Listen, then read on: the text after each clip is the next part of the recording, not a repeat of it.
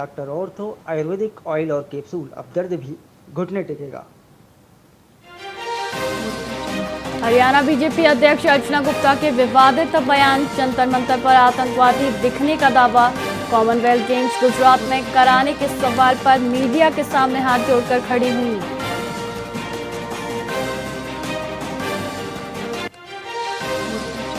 हरियाणा के सिंगर रेशम सिंह अनमोल ने फिर उठाया E20 पेट्रोल का मुद्दा। बोले 500 रुपए लीटर भी दे दूंगा, आम आदमी कहां जाएगा।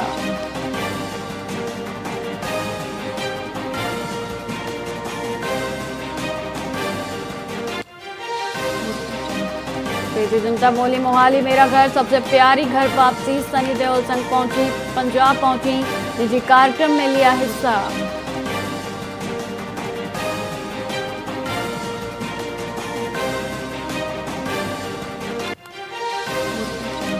हिसार के HTT अभ्यर्थियों के लिए बदला बायोमेट्रिक वेरिफिकेशन केंद्र। अब जाट सीनियर सेकेंडरी स्कूल में होगी प्रक्रिया। 10 से 12 अगस्त तक मिलेगा मौका।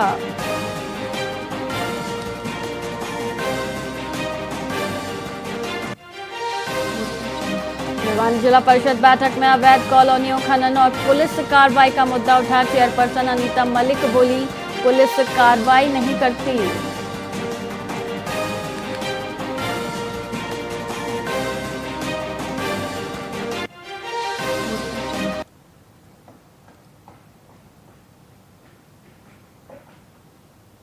नमस्कार, आप देख रहे हैं VIP न्यूज और मैं हूं आपके साथ वैशाली श्रीवास्तव। आइए रुक करते हैं खबरों की ओर।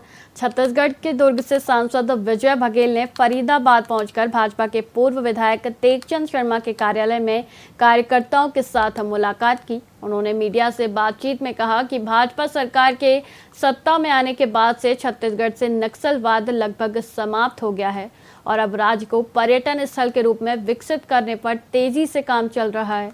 बघेल ने स्वीकार किया कि बेरोजगारी और पलायन जैसी समस्याएं अभी भी मौजूद हैं, जिन पर सरकार जल्द ही कार्रवाई करेगी। उन्होंने कांग्रेस पर मुद्दों से भटकाने और सिर्फ शोर मचाने का आरोप लगाया।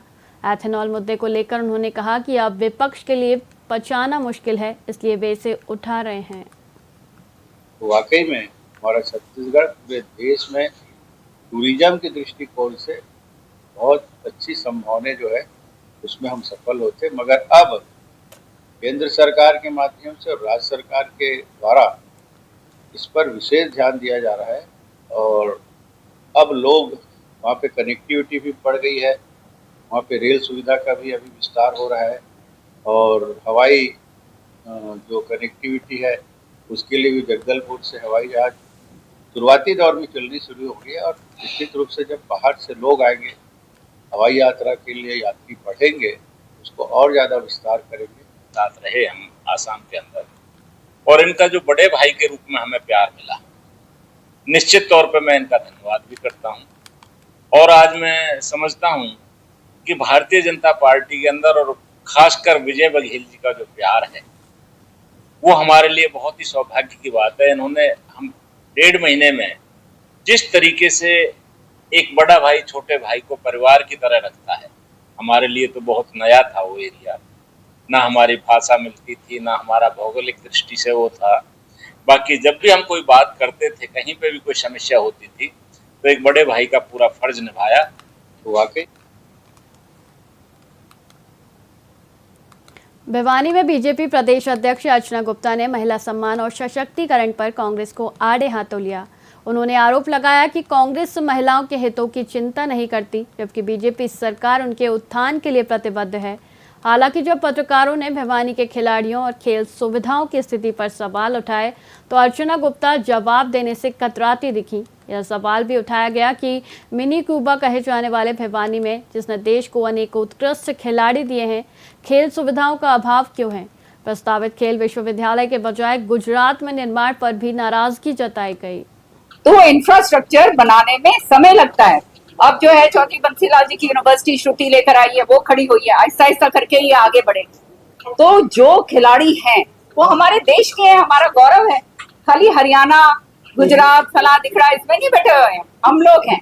दूसरी बात, मैं प्रधानमंत्री जी को मैंने चिट्ठी लिखी है, क्योंकि और मैंने कहा है कि हमारे यहाँ से ये खिलाड़ी हैं सारे के सारे, और इतना गौरव जो है हरियाणा का जो है हमारे खिलाड़ी बढ़ा रहे हैं, तो हमारे को भी कोई एक डिसिप्लिन का अगर हमारे को यहाँ दे दिया जाए, पर उसके लिए जो है बहुत लंबा समय लगता है। हमारे जो प्रदेश के मुख्यमंत्री हैं, चाहे हमारे देश के प्रधानमंत्री हैं, लगातार खिलाड़ियों के साथ खड़े हैं। कांग्रेस का शासन था तो आप देखते थे कि किस तरीके से खिलाड़ियों की बात नहीं सुनी जाती थी।